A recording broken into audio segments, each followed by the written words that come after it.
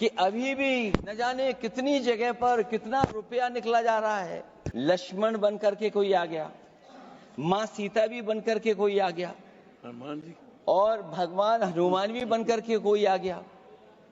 लेकिन जब लखनऊ से वो हेलीकॉप्टर उड़ा और अयोध्या पहुंचा तो सब लोग थे, लेकिन उसमें हनुमान नहीं थे। जब आप हमारे बहुत सारे ग्रंथों को नहीं मानते, और ये बिहार के चुनाव में जो आप कह रहे हैं कि महिलाओं को 2 मेंबर बना दिया, इस बार मैं भी देखूंगा आगे भारतीय जनता पार्टी कितनी महिला लोगों को टिकट देंगे। वहां पर कारोबार होगा। अध्यक्ष महोदय, धर्म की चीजों से कारोबार नहीं हो सकता।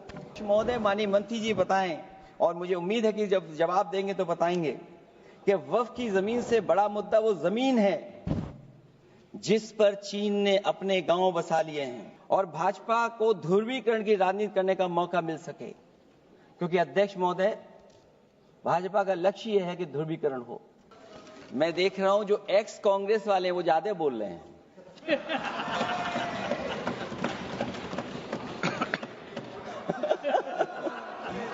आदरणीय अध्यक्ष महोदय,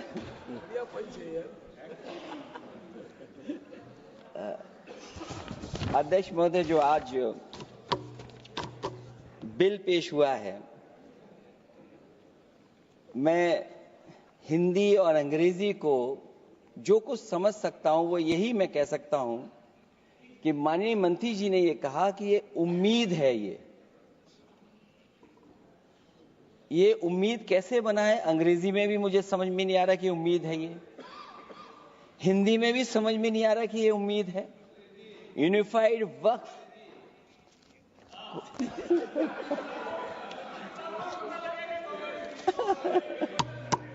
अध्यक्ष महोदय, यूनिफाइड वक्फ मैनेजमेंट, मैं अकेला काफी हूं। अध्यक्ष महोदय, ये अध्यक्ष महोदय, मैं समझ सकता हूं कि मैं वो बात छेड़ना नहीं चाहता था, लेकिन क्या करूं, मजबूरी है अब। अध्यक्ष महोदय, अभी माननीय सदस्य लोग ये कह रहे हैं कि हमारे सदस्य नहीं है यहां पर जो हमारे साथी हैं, लेकिन अध्यक्ष महोदय मैं ये कहना चाहता हूं, अध्यक्ष महोदय मैं ये कहना चाहता हूं, ये जो बिल लाया जा रहा है, भारतीय जनता पार्टी में एक मुकाबला चल रहा है। भारतीय जनता पार्टी के अंदर मुकाबला चल रहा है कि खराब हिंदू कौन बड़ा है। और ये बात अध्यक्ष महोदय मैं ऐसे ही नहीं कह रहा हूं। जो पार्टी ये कहती हो कि दुनिया की सबसे बड़ी पार्टी है, अध्यक्ष महोदय वो अपना राष्ट्रीय अध्यक्ष नहीं चुन पाए अभी तक।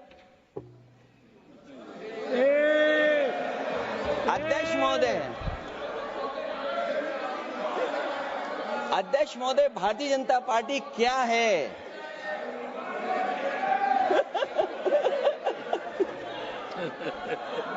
जी, मैं अखिलेश जी ने बहुत हंसते हंसते कहा है, इसको हंसते हंसते जवाब देना।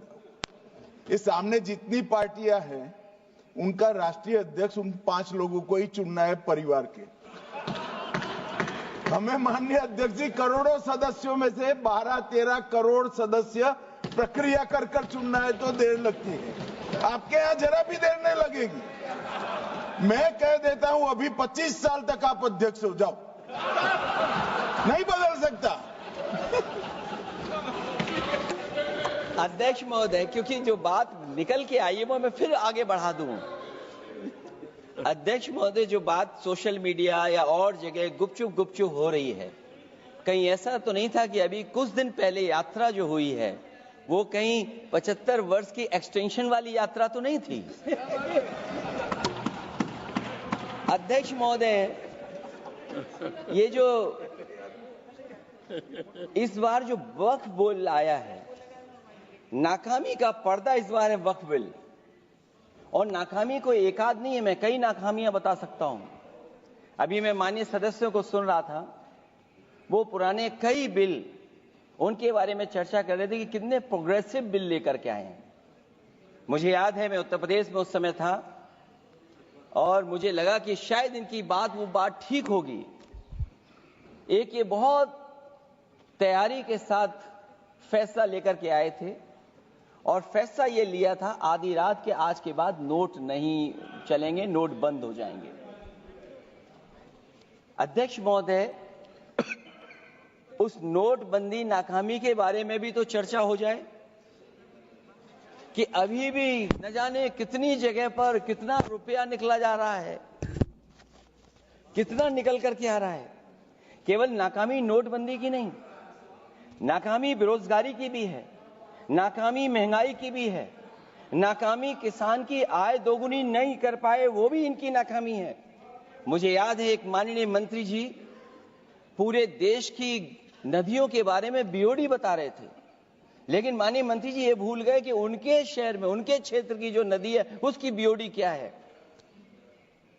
गंगा क्या साफ हो गई, यमुना क्या साफ हो गई, स्मार्ट सिटी क्या बन गई, क्या गोद लिए हुए गांव इन्होंने गोद से उतार दिए, उनकी क्या दुर्दशा है। इसलिए मैं कहना चाहता हूं, ये नाकामी का पर्दा इस बार वक्फ बिल बना है और सबसे बड़ी बात तो यह है कि जिसके लिए फैसला होना है उसकी बात को अहमियत न देना भी नाइंसाफी है। अध्यक्ष महोदय, नाकामी केवल यहां तक नहीं है और भारतीय जनता पार्टी क्या है, मैं केवल एक पुरानी घटना याद करता हूं। एक बार फैजाबाद अयोध्या में एक कार्यक्रम था, उसमें बड़ी तैयारी की गई थी और तैयारी के साथ कलाकार मुंबई से बुलाए गए थे। हो सकता है वो सहमति दिल्ली से ना रही हो, केवल लखनऊ की सहमति से हो रहा हो कार्यक्रम। और जब कार्यक्रम की पूरी तैयारी हो गई, भगवान श्री राम बनकर के कोई आ गया, लक्ष्मण बनकर के कोई आ गया, मां सीता भी बनकर के कोई आ गया, हनुमान जी और भगवान हनुमान भी बनकर के कोई आ गया। लेकिन जब लखनऊ से वो हेलीकॉप्टर उड़ा और अयोध्या पहुंचा तो सब लोग थे, लेकिन उसमें हनुमान नहीं थे। अध्यक्ष महोदय, मैं भारतीय जनता पार्टी के लोगों से कहूंगा कि जानकारी करिए कि आखिरकार भगवान श्री राम थे, लक्ष्मण थे, सीता थी, लेकिन हनुमान क्यों नहीं थे? हनुमान इसलिए नहीं थे, शायद उनकी जात या धर्म कुछ और था। अध्यक्ष महोदय, ये देश मिली जुली संस्कृति से चला है, कुछ हमने सीखा, कुछ उन्होंने सिखाया। और जो लोग ये कहते हैं कि हम सबको बराबरी का हक देते हैं, अभी कुछ दिन पहले ईद निकली है अध्यक्ष महोदय, वो परंपरा रही है, न केवल मैं जाता हूं बल्कि कोई दल का नेता ऐसा नहीं न जाता हो उस कार्यक्रम में शामिल होने। भारतीय जनता पार्टी के जो मुख्यमंत्री, उप मुख्यमंत्री, वो भी जाते हैं, उप मुख्यमंत्री, सभी धर्मों के नेता आते हैं। लेकिन पता नहीं इस बार क्या साजिश थी, षड्यंत्र था कि वहां पर कुछ पाबंदी लगी हुई थी। अगर किसी कारण पाबंदी लगी हुई थी तो बात समझ में आती है, लेकिन जब जानकारी हुई है, किसी को नहीं पता था कि पाबंदी क्यों लगी है कि आप नहीं जा सकते वहां पर कार्यक्रम में शामिल होने। क्या यही भारत है, यही संविधान हमें रास्ता दिखाता है? अध्यक्ष महोदय, मंत्री जी बताएं हमें, वो खुद भी माइनॉरिटी हैं, भगवान बुद्ध के रास्ते पे चलते हैं। भगवान बुद्ध का रास्ता दूसरा है। हम आपको अपना मानते हैं तब भी जब आप हमारे बहुत सारे ग्रंथों को नहीं मानते, तब भी हम आपको अपना मानते हैं। आप हमारे पुराणों को नहीं मानते हैं, आप हमारे उपनिषदों को नहीं मानते हैं, लेकिन सोचिए, हम हिंदू वो लोग हैं जो आपको स्वीकार करते हो, गले लगा करके चलते हैं। अब मैं दूसरे धर्म पे नहीं जाऊंगा, कोई नाराज हो सकता है, मैं दूसरे धर्म के बारे में नहीं जा सकता, मैं केवल यही बताता हूं। और मैं उत्तर प्रदेश में अध्यक्ष जी जहां से आता हूं, मैं अपमान नहीं कर रहा हूं, मैं सच बोल रहा हूं। और ये बिहार के चुनाव में जो आप कह रहे हैं कि महिलाओं को 2 मेंबर बना दिया, इस बार मैं भी देखूंगा आगे भारतीय जनता पार्टी कितनी महिला लोगों को टिकट देंगे वहां पर।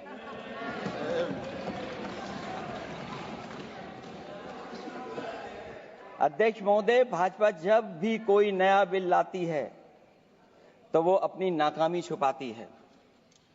भाजपा वाले मुसलमान भाइयों की वक्फ की जमीन चिन्हित करने की बात कर रहे हैं, जिससे महाकुंभ में जो हिंदू मारे गए हैं या खो गए हैं उनको चिन्हित करने की बात पर पर्दा पड़ जाए। अध्यक्ष महोदय, मुझे खुशी इस बात की कि हमारा धर्म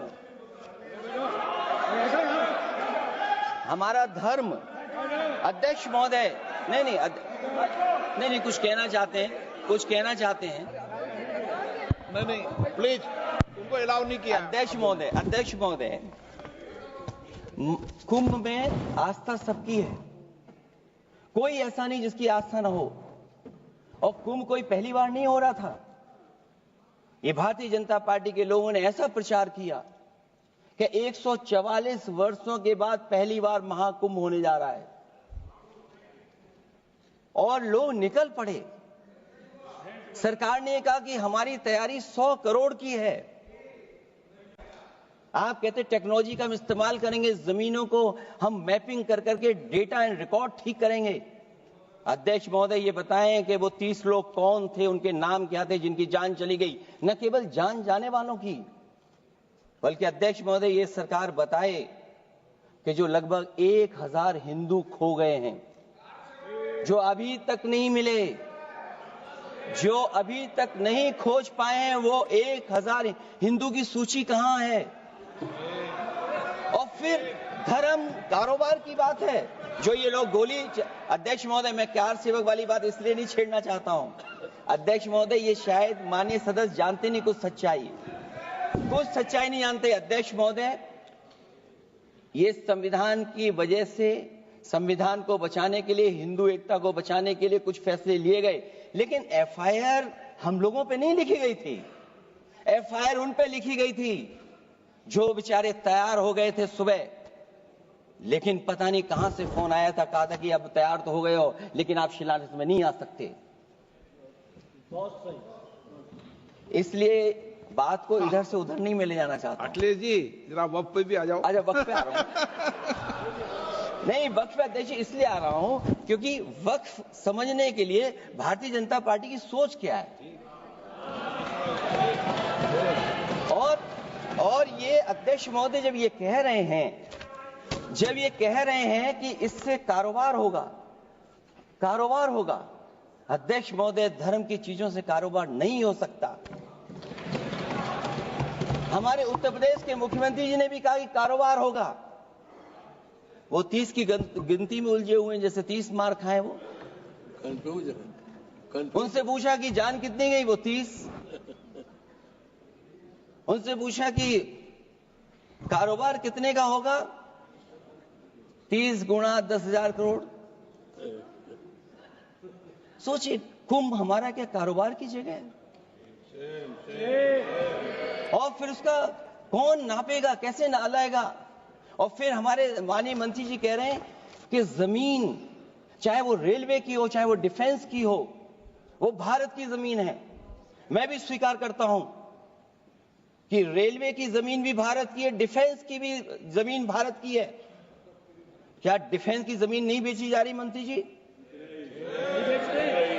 अध्यक्ष महोदय, क्या रेलवे की जमीनें नहीं बेची जा रही हैं? अध्यक्ष महोदय, केवल यहां तक नहीं, कितना हस्तक्षेप होता है। वक्फ भी भारत के, इसीलिए तो कहीं ना कहीं वक्फ की जमीन से, अध्यक्ष महोदय, माननीय मंत्री जी बताएं, और मुझे उम्मीद है कि जब जवाब देंगे तो बताएंगे कि वक्फ की जमीन से बड़ा मुद्दा वो जमीन है जिस पर चीन ने अपने गांव बसा लिए हैं, लेकिन कोई बाहरी खतरे पर सवाल बवाल न करे, इसलिए ये बिल लाया जा रहा है। और माननीय मंत्री जहां से आते हैं, जिस प्रदेश से आते हैं, कम से कम ये तो बताएंगे कि वहां कितने चीन ने गांव बसा लिए, घर बन गए हैं। अध्यक्ष महोदय, आपके माध्यम से सरकार गारंटी दे कि वक्फ की जमीन कभी भी किसी भी पैतरेबाजी से किसी और मकसद के लिए किसी और को नहीं दी जाएगी। वक्फ की वर्तमान व्यवस्था में चाहे 5 साल के धर्म पालन की पाबंदी की बात हो, या कलेक्टर से सर्वेक्षण के हस्तक्षेप की बात हो, या वक्फ परिषद या बोर्ड में बाहरियों को शामिल करने की बात हो, इन सब का उद्देश्य मुस्लिम भाइयों के सार्वजनिक अधिकार को छीनकर उनके महत्व और नियंत्रण को कम करना है। ट्रिब्यूनल के निर्णय को अंतिम न मानकर उच्च न्यायालय में लेकर जाने की अनुमति देना दरअसल जमीनी विवाद को लंबी न्यायिक प्रक्रिया में फंसाकर वक्फ भूमि पर कब्जों को बनाए रखने का रास्ता खोलेगा। सबसे बड़ी बात यह कि वक्फ बिल के पीछे की न तो नीति सही है, न नियत। ये देश के करोड़ों लोगों से उनके घर दुकान छीनने की भी साजिश है। भाजपा एक अलोकतांत्रिक पार्टी है। वो असहमति को अपनी शक्ति मानती है।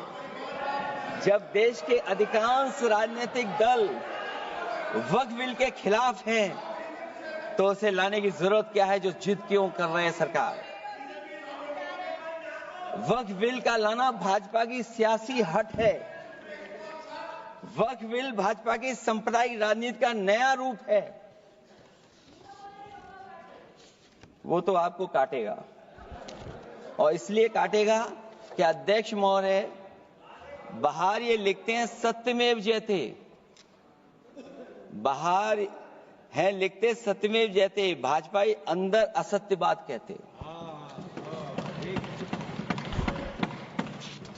भाजपा वक्फ बिल लाकर अपने उन समर्थकों का तुष्टीकरण करना चाहती है जो भाजपा की आर्थिक नीति, महंगाई, बेरोजगारी, बेकारी और चौपट अर्थव्यवस्था से उसे छटक गए हैं।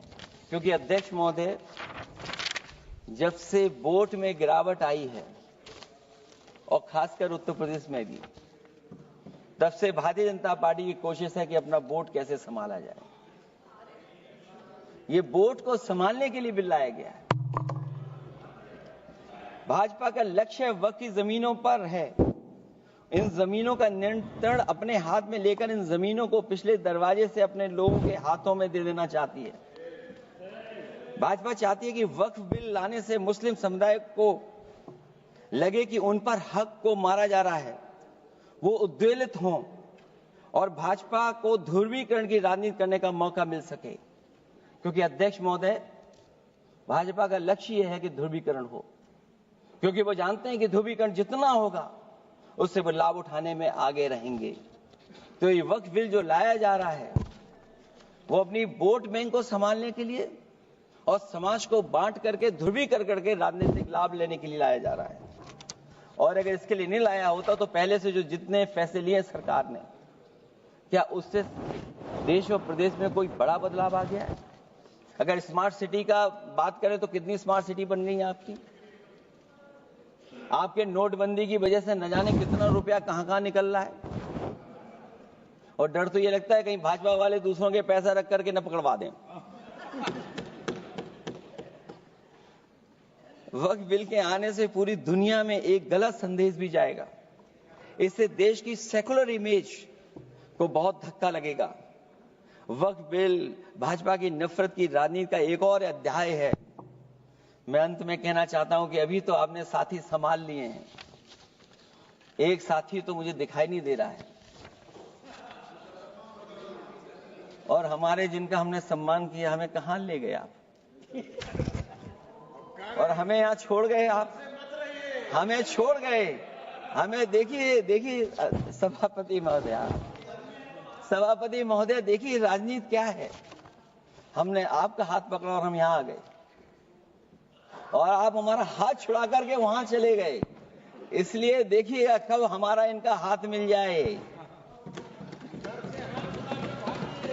और मैं अध्यक्ष सभापति महोदय ये कहना चाहता हूं कि वक्फ बिल भाजपा के लिए वाटरलू साबित होगा, क्योंकि ऊपर से तो हाँ हाँ कह रहे हैं, लेकिन अंदर ही अंदर बहुत सारे साथी सहमत नहीं है। मैं अंत में इतना ही कहना चाहता हूं कि ये वक्फ बिल जो लेकर के आए, कोई उम्मीद लेकर के नहीं आ रहा है। ये सोची समझी रणनीति का हिस्सा है, क्योंकि इनका जो वोट बिखर गया है, ये मुस्लिम में भी बंटवारा चाहते हैं। मुस्लिम इस्लाम धर्म में कहीं बंटवारा नजर नहीं आता है, लेकिन इनकी कोशिश है कि इस बिल के माध्यम से हम मुस्लिम भाईचारा में भी बंटवारा कर दें। बंटवारा तो पीडीए करेगा। अभी देखिएगा सभापति महोदया, हमारे एक सदस्य कह रहे थे कि चुनाव बहुत अच्छा होता है। इनसे बेहतर किसने चुनाव देखा होगा? चलिए धन्यवाद। वोट ही नहीं डालने दिया। चलिए सभापति महोदया, मैं धन्यवाद देता हूं। मैं और अपने दल और साथियों के साथ कहता हूं कि समाजवादी पार्टी बिल का विरोध करती है। वोट पड़ेगा तो हम इसके खिलाफ वोट डालने जा रहे हैं।